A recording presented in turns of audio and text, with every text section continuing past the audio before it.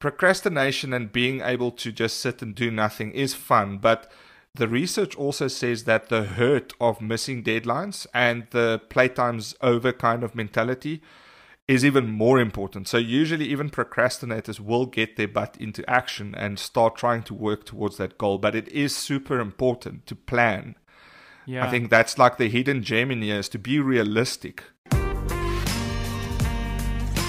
Hey everyone, welcome to the RLT podcast, where we share some real life tools, tips, and tricks to help you not only discover, but also reach your ultimate goals. Welcome back, ladies and gentlemen, to a brand new week and a brand new episode of the Real Life Tips podcast. This is episode number 47. I'm your host, Mono. You're joined by Leon as the usual. So, I don't know about you guys, but we're nearing that time of the year. And I'm not talking about Christmas. I'm talking about having enough money to buy Christmas presents for everyone that's standing in line, standing in the queue. And Mana and I was actually just talking about this before starting the recording, about how we're going to introduce today's topic. And this actually kind of leans a little bit into the topic that we're going to discuss. My wife, she doesn't really tend to really watch the prices as much as I do. Mm-hmm. I have a budget. I go in thinking, all right, this is where we're going to spend Christmas. This is the budget for each person. That's not going to look like we're cheapskates, but it's also not going to look like we have to now kind of up the ante every year and beat the previous person or whatever, there's always like this subtle judgment going on when you're dealing out Christmas presents, and everyone's like looking at each other like, that guy just got AirPods or something, but why did I just get like a Monopoly set or something, Yeah. So, I don't know. How's your Christmas shopping coming along? I think I've had the fight already. I think I was triumphant. But not necessarily popular. No, I think I'm honestly just putting it off until last minute again. I know this is something that we we all deal with on a year to year basis. But the thing is, like, you dread the day going to the shopping center and needing to stand in queues. Mm-hmm. So for the last couple of years, I've been ordering things online. Yep. So it's probably a good idea to start doing that now, because there's going to be delivery delays and all that kind of stuff. And then it's like wrapping everything up. But you're right. I mean, like, just introducing some form of limits, because my girlfriend actually has this great idea with her family. She's got a ton of siblings and stuff, so they've got a limit that they set on their little secret Santa project for the family and the siblings and everyone. And I think that's a great idea. I think we all should be doing that, because it is tough. I mean, with some members of your family, they might be struggling, and your other members might be doing great. And it's difficult, because how do you sort of balance the scale? How do you set the limits of how much each person is supposed to be spending on those gifts, and what are the parameters? And that's what we're going to be talking about tonight, right? Is not Christmas presents in general. We're not going to give you some tips on what to buy. That would be a great episode, by the way. Maybe we should do that one like that and actually get some listeners dialing in. I don't know. Right, but what we're going to talk about tonight is, how do we get direction in life? And there are two main key parts to this that I've discovered in my life that actually really helps, right? And it's really looking at limits and setting deadlines. So we're going to address each and every one of those two, and you'll understand by the end of this episode exactly what we mean by this. But effectively, this is going to help you get direction. Maybe you don't really know where you're headed in your career. Maybe you don't really know where you're headed in your relationship. Maybe you've just entered into a new relationship. Maybe you don't know where you're headed with your marriage. What's the next step for you guys? Because you guys might have already had the kids and already bought the house and already bought the 2 cars, and maybe you're already planning your anniversary or something like that, right? But what is the next step for you? Maybe what is the next step for you in your own personal self-growth journey? We're going to really deep dive into these two aspects of it and see how limits and deadlines could actually lead to direction. 100%. I think it speaks for itself. At the end of the day, as much as we deal with deadlines on a daily basis at work, as part of a career, I don't think that's necessarily exactly what we are talking about, but more on a personal level and on a life level. But you can actually kind of see how those two kind of intertwine, right? So if you're not provided with a limit or a scope for a specific task that you are handed at work, or for a project that you are trying to roll out, with a deadline on top of it, you're going to lack direction. You might finish it over budget and over time, or you might finish it completely under budget and completely under time, but with an inferior end result or inferior product. At the end of the day, we need to always balance those two parameters of what is the scope or the limit that we have to work within, and then what or when would I like to achieve this goal or this thing in life. And, I tend to think about when I was coming through my 20s, just, exiting high school, coming into your early 20s, doing the whole varsity thing. I really didn't set much deadlines at that time. It's quite funny. I mean, I was really just living in the moment. I think most of us were at that time, and it was just one fat jowl. We didn't really mind too much about tomorrow. We were just there to kind of experience and live in the moment. But the moment the bell rung, and it was time to go and find a job, boy, did I, for about a year, I did not see any of my closest friends that I used to just spend every single day with them just hustling and trying to get ahead, right? Immediately, you start setting up limits and scopes for where you want to be. You start setting deadlines of what you want to achieve by what time. When can I get my first own flat? When can I perhaps get a nicer car? Yeah. How quickly can I do this corporate ladder thing? Am I integratable into this environment? Do I really even enjoy what I'm doing? I need to find that out super fast, because I don't want to spend 12, 15 years like some people do. Not that there's anything wrong with it, and then have to make a major career change, Yeah. And immediately as I came out of varsity, I started living almost like deadline by deadline. And I still feel till today that's pretty much what gives me direction. I always have some sort of mark that I want to hit at the end of a year, at the end of 5 years, at the end of 10 years, and that is in effect direction. Yeah, I love that. And I love that example as well, because when I think about setting some sort of a scope or limits to situations, I instantly think back to high school, back to when you're leaving high school, back to when you're starting to try and figure out what exactly is it that you're going to do with your life as well. There's a ton of questions that you have to ask yourself, right? And maybe in some cases that I've seen in the past, people are provided with opportunities. Maybe, their parents present them with this great opportunity to tell them, look, money's not an issue. Whatever you want to go and study, go and pursue that. We'll pay for it all, and that's great. And I'm extremely happy for parents that can do that for their kids. I'm happy for the kids that sit in those situations. But once you're presented with an opportunity like that, I think there's a specific approach that needs to be taken as well. And this is from my personal opinion.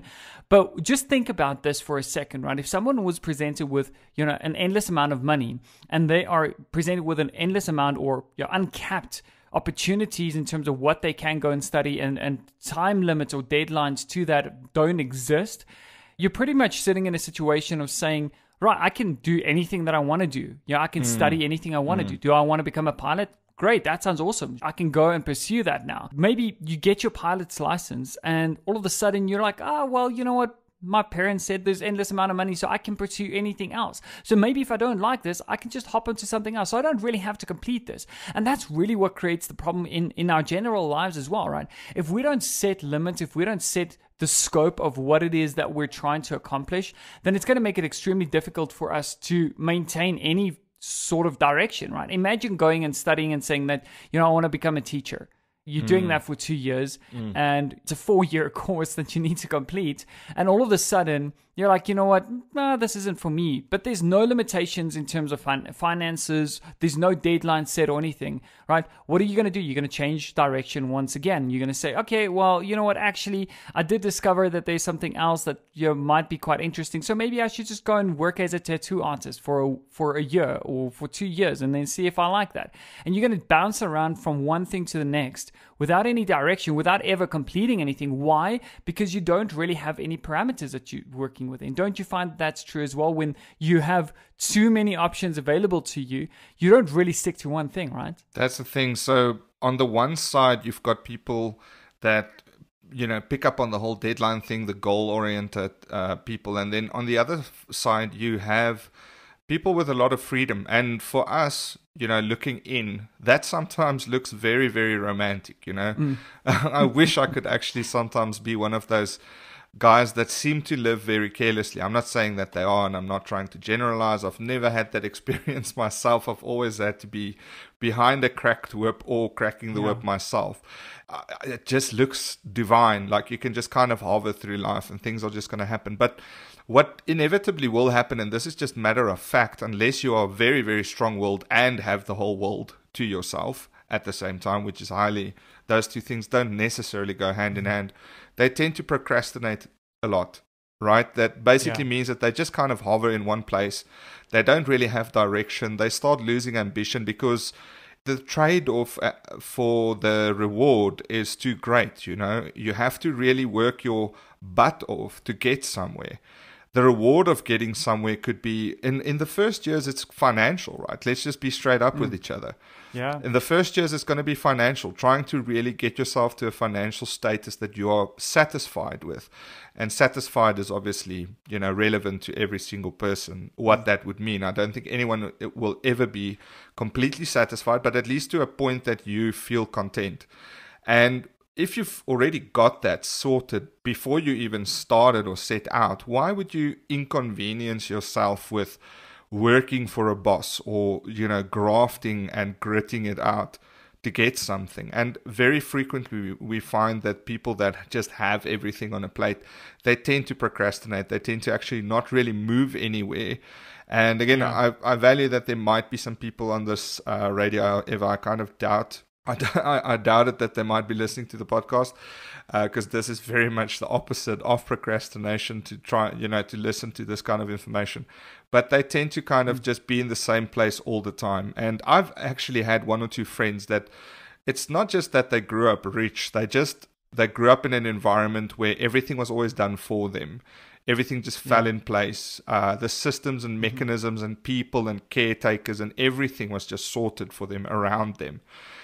And they really didn't pick up to the real world, if I can say it like that, very easily. They didn't fare very well in their first positions. In fact, most of them got fired within a week or so because they would backchat. They would not understand cause and consequence. They would not understand that you can't just, be your normal self in an environment where you have to be subordinate to other people because they're not used to that. They're not used to being told what to do and things like that. So it has adverse effects. And again, I think I might be stepping on toes, but hopefully I think what I'm saying makes a bit of sense, is that they are diehard procrastinators. And it is very, very difficult to break that trend. And you'll find, and this is the other thing, and again, I'm speaking from my own experience, so I'm not trying to generalize, but I found that some of the mates that I have that had this kind of life growing up, the parents eventually figure out their mistake. Right? That they kind of gave this person way too much freedom, way too much safety nets, way too little responsibility in life. And they then get super frustrated with this procrastinating person, probably still living in their house until 35 or 40 years old.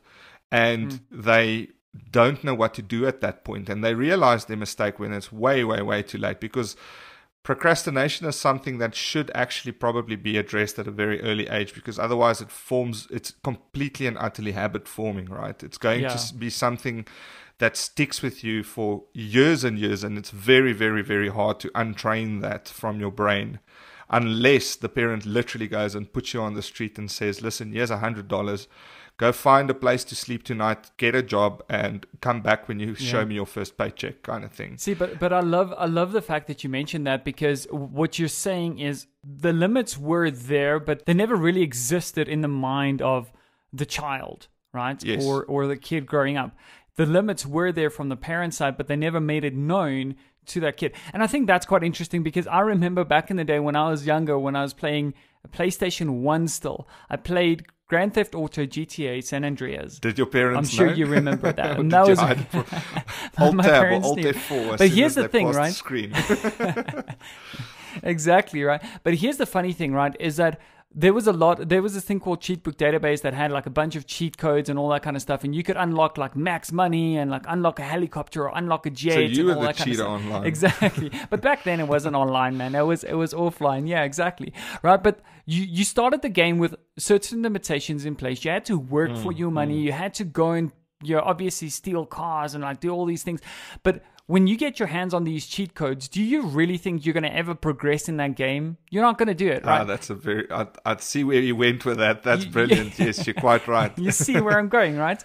So if you don't have those limits that exist within the game because you've unlocked max money and all that, you're not really going to enjoy the game anymore. It doesn't make sense to you anymore. It's not going to be satisfactory, which is the right word, yeah. Yeah, you're going to die a million times. You're just going to respawn. You're going to be like, okay, it's fine. I'm not even going to go and save money to build up this car or anything. I'm literally just going to press a few keys and then unlock a chopper, and then I'll like jump out of the chopper, crash it, it's fine. But that's sort of how life works, don't you think? Like in this same regard as well, right? Jeez, is that without these limits, we sort of just mess around and we just jump from one thing to another. And like you said as well, if you don't see those limits existing, then what needs to happen, then all of a sudden you can force that kid into an environment where you say, you know what, you obviously didn't see, or you didn't have any direction. You had all this procrastination that you were dealing with at the time because you didn't know that there were certain parameters that you had to work within. Now what we're going to do is we're going to restrict all the finances going forward, and let's see if you get more direction in that regard.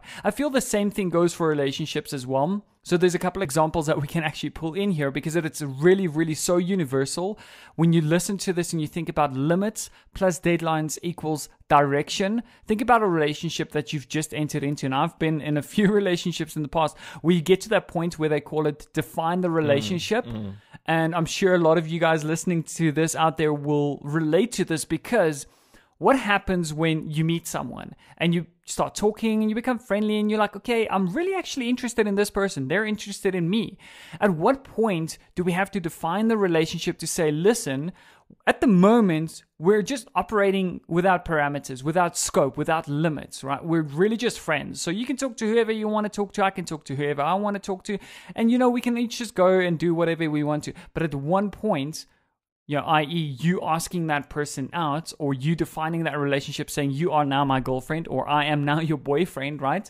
That creates limits. And all of a sudden you have some form of direction already. I'm not saying you have full direction, but already you have some limits to say that within this relationship, I don't want you going and hanging out with other girls, late at night without me knowing anything about that. You set certain parameters and certain scope to that relationship. Don't you find that that's also extremely important in personal relationships or romantic relationships to set those limits in order to get some form of direction? 100%. I think if there's no limits, at least if both parties aren't aware of one another's limits, you tend to really trample over the other person, or you could actually dishonor yourself or you and the person that you are dealing with, whether that's a romantic person or a friend or whatever. You should be very intimately acquainted with one another's limits, right? If, for example, I don't enjoy going to a hard rock concert, and I'm more of an EDM type of person, not that I am, but that doesn't necessarily sit right with me. It feels to me that maybe you are being a little bit selfish. You didn't want to go to it on your own, so you kind of drag me in so that I can be your friend and help you, I don't know, have some conversation that evening. Maybe it's not the best example, because that's still probably something that could be enjoyable for anyone that attends. But at the end of the day, you get where I'm going with this. Where if you don't have mutual limits between two parties, you are always going to tread on the side of offending someone potentially, or hurting them, or breaking their heart, or whatever the case might be, right? Yeah. And the same thing comes with deadlines. If you look at deadlines within relationships, every relationship also serves deadlines. By the way, before we get into deadlines, do you actually know the etymology for the word deadline, where it comes from? No, please. I didn't know this. I just found it out. Just to throw it in here as a nice, easy fact. It was formerly a boundary around a military prison beyond which a prisoner would not be allowed to venture without risk of being shot by the guards to death. Actual lines. actual It's a lines that if you deadline. no ways, dude, that's pretty crazy. So just imagine, the deadlines that we get today luckily does not have such adverse effect on your Wow. health. If you tread past them, you might just lose your That's job. insane. I didn't know that. But that That's kind of pretty makes, crazy. it makes quite sense on where they actually came up with it within, business terminology and so forth. But Yeah. when it comes to deadlines with friendships or relationships, if you, for example, meet a girl and your limits are set and you get along within that limit space of this is her, this is me, we get along, we enjoy each other's company. When you start thinking about that relationship long term, don't you start setting deadlines without even necessarily realizing it, right? You're going to say, Absolutely. I was just going to say, within a year, I would like for her to move in.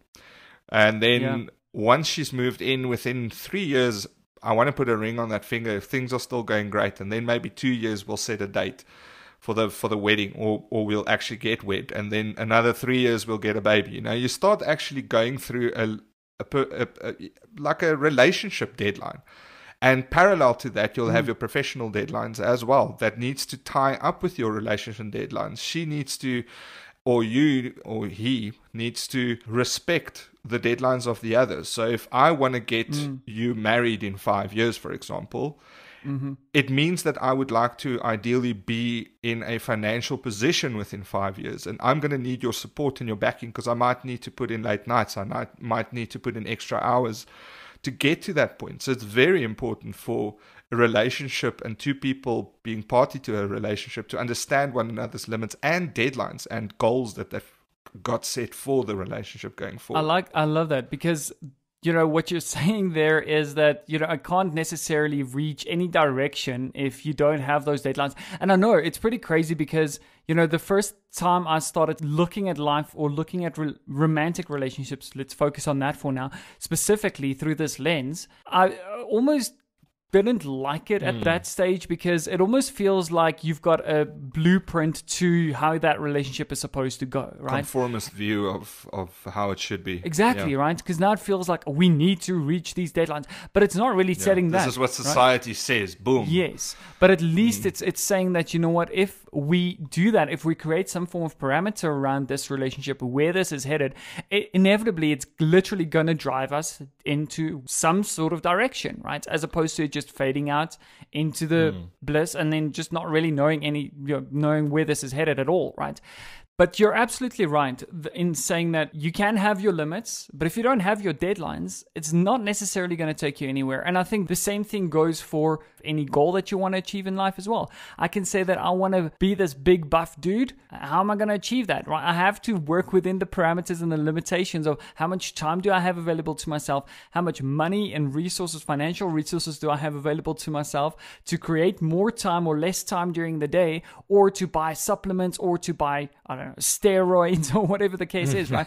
Those are all limitations, right? Once you address the limitations and you address the deadlines, all of a sudden you're getting direction. So that's what you're saying, right? It's saying that you can't achieve direction just with limits. 100%. And the interesting thing is that you've just mentioned something that made me think, or not made me think, but it's quite obvious just to kind of throw in here as well, is that limits and deadlines are not mutually exclusive either. You can't just have the one or the other. They run hand in hand. I mean, I'll take, for example, just to give you another real world one, and actually the guy that we spoke about earlier that got everything in life and that's a little bit directionless, or maybe is aimlessly moving through life. It's the same with a relationship. I've seen some of my mates that put off getting engaged, for example, or they eventually just gave in the knee and fell to the knee and got engaged, purely out of pressure, with no limit, no aim or deadline in mind. They are still engaged like 10 years later. They never actually got through to the marriage point. The same thing is if, when me and my wife decided to get married, it was mostly a mutual kind of understanding. We also completely understood that we would get married right now if we could, but given the limits of the situation, I didn't have the finances, she didn't have the finances. We sat down, we worked out a budget, we started saving. we got our parents involved whichever way they could contribute, and we set a deadline for that is the day that realistically we can get married. So you can't have limits and no deadlines, and deadlines with no limits in it. You kind of have to have both running hand in hand to really get to that goal and get on the goal. So by saying getting onto the goal, you are reaching the deadline, but you are also meeting the criteria of the task at hand. So you did it on budget, in time, within the framework and within the scope of within the criteria. Almost seeing it, everything like a little bit of a project at the end of the day. And that's super important to take into account as well, is that everywhere in your life where there's going to be relationships involved, every step of that relationship, if there's any kind of deadlines thrown into the mix, will immediately start pulling on the limitations of that relationship as well. See, but that's exactly what I love about that, right? Is because I've reached these points in my life, and I reach them quite regularly when I sit down and I think to myself, why am I not making progress in this? Why am I not making progress in this personal project that I've been taking on? Or why am I not making progress in this work thing that I've been trying to focus on so hard? Yes, it's something that I want to achieve. I want to achieve it so badly, right? But why am I just not making progress in it? And it's really just as simple as looking at it and saying, what are my limits? Maybe I don't have limits, or maybe my limits are just way too broad, and I need to start narrowing them down so that I can get a little bit more focused on little steps as opposed to taking these massive leaps all of the time, right? So looking at my limits, and then also saying, what are my deadlines? Are my deadlines maybe too strict? Maybe they're not strict enough, right? Maybe I'm saying that by the end of this year, I want to be able to run 6 kilometers. And then November comes and I'm like, oh, shit, but I need to get to the gym quickly. I need to start taking this on so that I can achieve this goal of mine. Maybe my deadlines are too far spread that it's not really helping my sense of accountability. Like, I'm not holding myself accountable to those deadlines because they look too far in the distance. So I absolutely love that, Leon. Quickly, just before we get into the real life tips section, as we always do, do you have any research that you want to plug into this? I know that you love doing your research and you can always share some very interesting insights. So maybe there's something that you want to share in here. Yes, 100%. I've got some research here, which was actually quite interesting. I think it, again, leans towards kind of the obvious. I think we do all know this, but it's kind of important to always know that we're not just yet saying stuff because we feel like saying it. But it is backed up by some science as well. So this whole issue has definitely not been overlooked by psychologists in the back end. And there's been a fair amount of research that was done into deadlines. It seems that deadlines would have a very good effect on your performance, right? It serves as quite a good motivator. So there's the Yerkes-Dodson law, which basically states that a person's performance will increase as their arousal increases. Arousal in this point, obviously, leaning towards stress, Hunger, So as this is a PG show. As the stress starts increasing for the objective to be obtained, your performance will automatically increase with it. Now, there is a very, very slippery slope here. They do state that after which the performance will start to suffer if the person becomes completely overwhelmed and maybe distracted. I was just going to say there might be a fine line to that as well. Because we did speak about this earlier. Well, not, I say earlier, but in one of our earlier episodes, the good stress versus bad stress episode that we did as well, where we said that stress is good. But there's certain good stresses for you and there's certain bad stresses for you. So that makes a lot of sense that under certain amount of stress, you actually perform better. 100%. And this could be good or bad stress. You're quite right. And this is actually where the trick really comes in, especially maybe when discussing a deadline with your spouse or your partner or even your manager. Now, there's also some research with regards to what they call the planning fallacy. All right. This is where you fail to plan, which means you are actually planning on failing, right? That's where you are presented with a task and you do not take all the external factors in consideration straight away and you're over-optimistic about the deadline, right? So let's say, for example, you're a builder and the builder says, here's the house, when can you have it built? And you say 3 months because you basically just took it for what it's on face worth, right? Yeah. But then you didn't take in consideration, oh crap, it's rainy season, we might have wet foundations, we might have all of these issues. Same with any other, you can see how this would extend to any kind of project, right? And this planning fallacy can often make people get super stressed because you miss your deadlines, right? And the funny thing about procrastinators that we talked about earlier, procrastination and being able to just sit and do nothing is fun, but the research also says that the hurt of missing deadlines and the playtime's over kind of mentality is even more important. So usually even procrastinators will get their butt into action and start trying to work towards that goal. But it is super important to plan. Yeah. I think that's like the hidden gem in here, is to be realistic. Make sure that you make the lists, make the, don't be over optimistic about the deadlines either. If you fail to plan, you plan to fail. I think it's an old saying that everyone knows about. But at the end of the day, that's some interesting research that I found. But that's funny, because what you're saying is, even plan your procrastination, but make sure that you're not overly optimistic on your procrastination. So what I'm saying is, basically, when you know that you've got an exam coming up in a month's time, assess the amount of work realistically that you need to analyze, and then procrastinate respectively, right? Basically saying that I know that realistically I need about a month to study for this, but worst case scenario, I can do it in 2 weeks. But don't over procrastinate, or don't fail to plan your procrastination. Is that what you're saying? Basically. And so basically, don't rock up at a funeral with a get well soon card. Basically, yeah. Yeah. But that's pretty crazy, because I remember when I was in school and I did fairly well, actually, funny enough. I mean, I matriculated with a couple of distinctions. I could have had more if it wasn't for my procrastination, because sometimes I didn't plan that properly. Like, I did procrastinate a lot. And then, the stress, i.e. the good stress that we spoke of just now, kicked in, and all of a sudden I performed and I studied and I had your mental notes and all that kind of stuff that I went into those exams and I nailed them, So that good stress is great.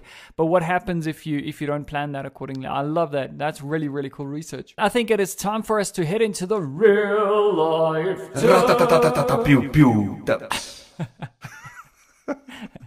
You're running out of ideas here. Oh man, bring back the beatbox, dude. We had some really good feedback on your beatbox, so we have to keep that. I love that. Hey man, I want to keep today, my day job. Right, Leon. So here's how we're gonna do it. I've got one tip, and I think it's a crucial one. I might actually have just a little sub tip to that one. But let me hand it over to you. I've got a feeling you've got the same tip as I do, so I've got a backup tip. Okay, cool.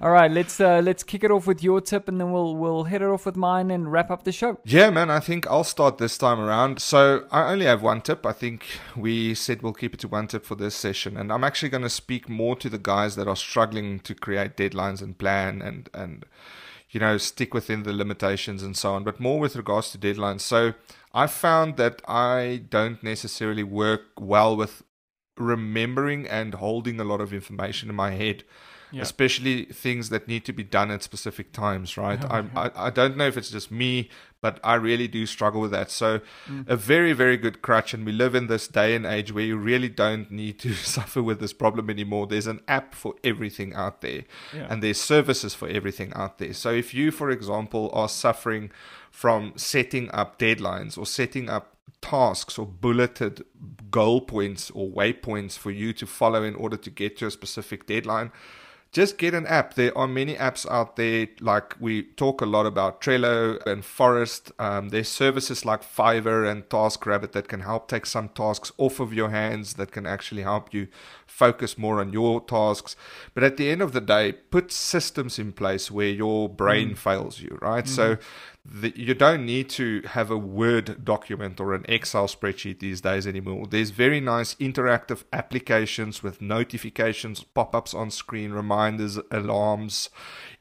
You can share it to your partner through their application so that they are aligned with or maybe you jointly work on the same deadline. Just go and explore that world. It's a massive world. It really, really helps a ton. And not just for basic deadlines like when can I buy a wedding ring, but for it can really, really scale up to advanced projects within a work environment even. I think from a Trello perspective, whom I was introduced to by Marnie, you can really, really plan out the world in this application, and it's mostly free. There's obviously paid versions as well, but you can get so much done just by using this application correctly. So that's the only tip I'm going to actually drop today is I love that, if yeah. you are struggling with this, go and explore the app world. You know, don't just get TikTok, Facebook, and WhatsApp every time you buy a new phone. Go and actually look at the nice productivity apps that are available and let the apps do the work for you. It kind of makes it a bit more fun as well, don't you think? No, I love that. There's so many apps out there. I remember that you introduced me to Notability as well on my iPad, and that was really cool because then, you know, in the realm of what we're discussing now, of setting your limits and saying, okay, what are my to-dos for today, or the things that I need to focus on this month or this quarter and all that. I'm going to take some notes on that. I'm going to try and set some deadlines to them so that I can get some direction in my life. Absolutely love that, Leon. Really, really cool tip. I've got two actually. I know that we said we're going to stick to one, but I've got one and a half. All right. So my first tip is really looking and doing some introspection and understanding who you are as a person and what your procrastination looks like. Sometimes we can become quite self-sabotaging, and that's really something that I've suffered with a lot, where something extremely simple and easy for me to get done, I really I complicate it for myself. I add additional steps and I add additional things that have to get done before it actually the job can be done, you know? Yes. So I always overcomplicate things for myself. My one tip, or my first tip for today, is, when in doubt, simplify. It's something that I heard somewhere in a book, I think an audiobook that I listened to, or on a podcast or something. When in doubt, simplify. And that really changed my life, because every single time I don't really know where I'm headed, I know that things are too complicated. Sometimes we try and think that, this is a massive issue that I'm dealing with at work. There's so much conflict and so many parameters that play and all that kind of stuff. You really have to just simplify, break it down and say, all right, you know what?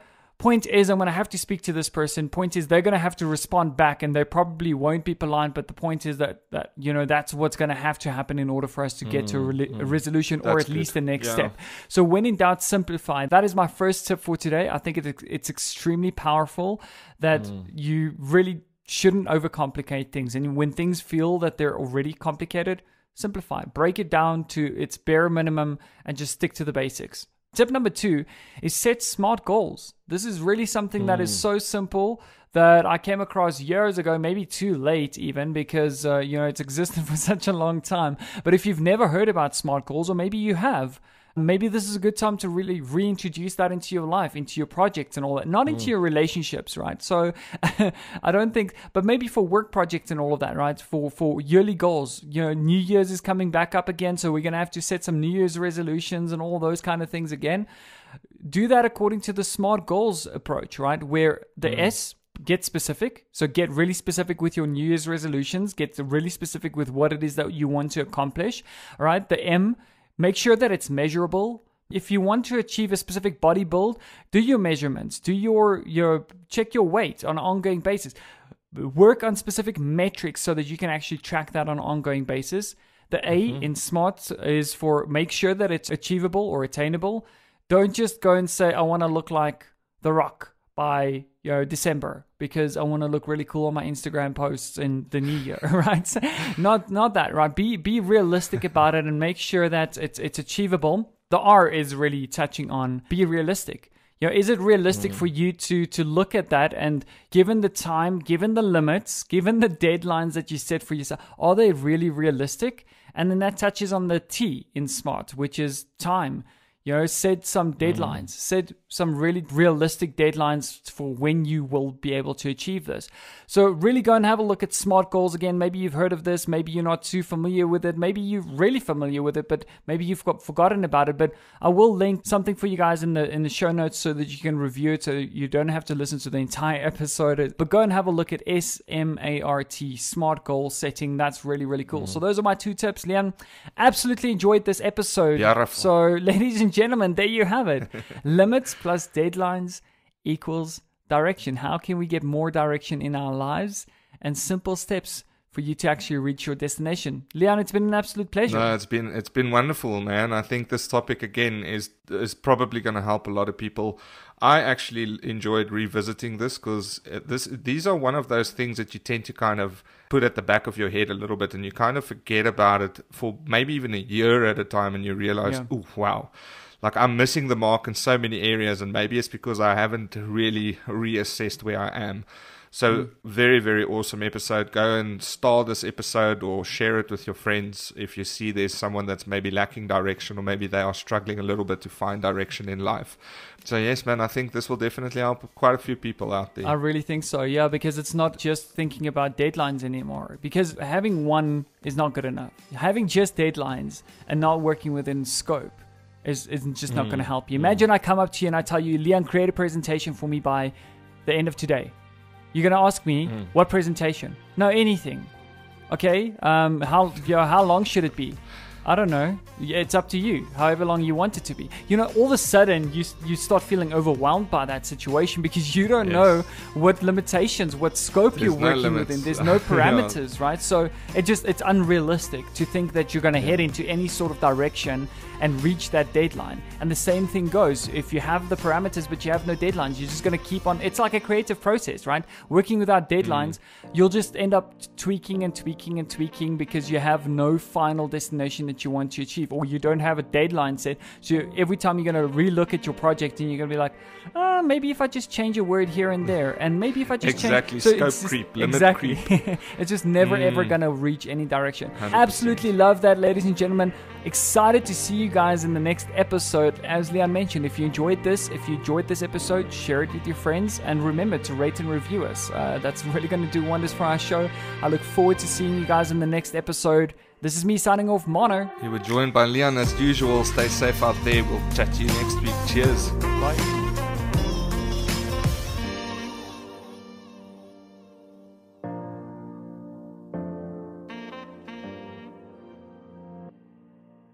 What's up, guys and girls? If you've derived some great value from our show thus far, please take a second to rate and review us on the platform that you're tuned in on. This will really help us to grow the show and reach more and more people, to spread the positivity and change more and more lives. So it will literally just take you a second to rate and review us, and who knows, perhaps you could directly be responsible for changing someone's life today. We look forward to seeing you guys in the next one. Until then, cheers.